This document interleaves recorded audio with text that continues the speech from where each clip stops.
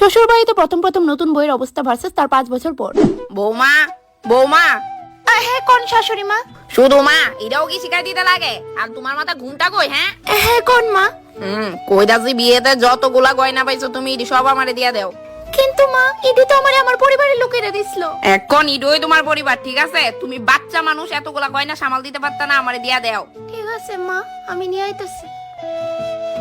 মা এটা আমার মা বাবা দিছিল, প্লিজ এটার একটু সামলায় রাখেন। দেখি দই দিকে বাবা কি সুন্দর পিওর গোল্ডের। মা আমি যখনই চাইমু তখন দিবেন তো? আমার কাছে অনেকগুলা সিটি গোল্ডের গয়না পড়ে রয়েছে, যখনই কোনো দিকে যাইবা ওইগুলা পয়রা নিও, কেমন? আমি কোন জায়গাতে আয়া পড়ছি? সাকর বৌমা একটু না যাও তো, তাড়াতাড়ি আয়ো। আই মা। বৌমা বৌমা হ্যাঁ মা, কিছু কি হইছে? এটা তুমি কি বানাইছো? ডাল বানাইছি। ও ডাইল, আমি তো ভাবছি ডেনা জল। মা তুমি আমারে কেড়ে বিয়া দিলা। মা আমি আমার সব কাজ সেরে লইছি, রাত 11টা বাজে আর আমার প্রচন্ড ঘুম আইতাছে, তো আপনার কি কিছু লাগবো? হ্যাঁ বৌমা এদিকে আয়, আমার পাটা একটু টিপ্পা দাও তো। কিন্তু মা ওইখানে মুভ রাখা আছে, কোমরটাও একটু মালিশ করে দিও।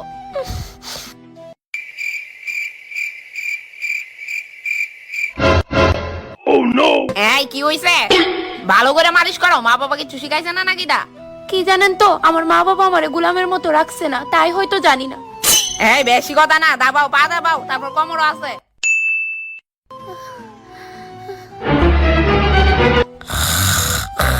এই সুযোগ বাইরনের। আরে এই যে বৌমা ওই যাইতাছো, পাউডার দাবাও।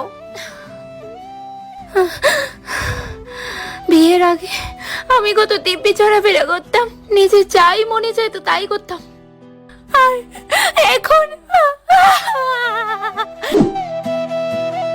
ওই কি গো, তোমার একটা কথা কইতাম। কি তাকো?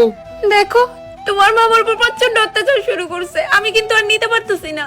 আমার মা তোমারে সংসার কিভাবে করতে হয় ইডা শিখাইতাছে, তোমারে গাইড করতেছে, আর তোমার এগুলো অত্যাচার মনে হয়। তুমি বাড়ি থাকো না তো, এলাকা কিচ্ছু জানো না। দেখো তোমার ফালতু কথা শোনার আমার কাছে টাইম নাই, আমি জানি আমার মা কেমন।